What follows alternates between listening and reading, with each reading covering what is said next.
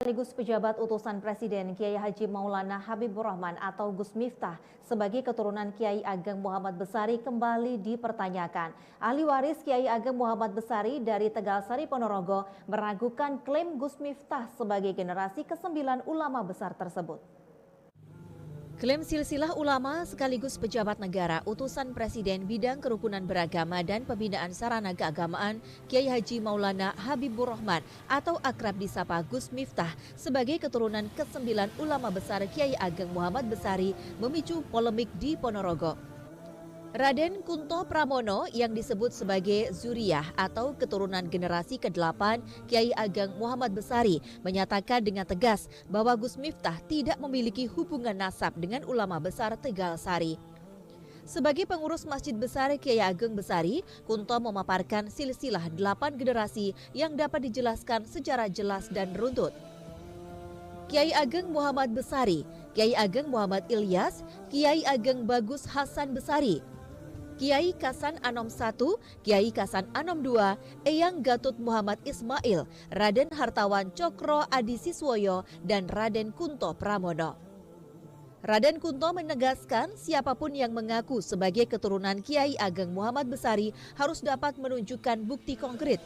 Sebagai contoh, pahlawan nasional Hos Cokroaminoto dikonfirmasi sebagai bagian dari keluarga besar Tegalsari berdasarkan silsilah yang valid.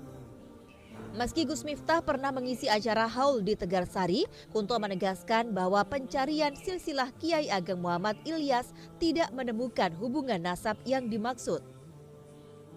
Kalau memang aslinya dari beliaunya sendiri, itu memang kelahiran yang ada di sebelah timur desa Tegalsari itu dari ini.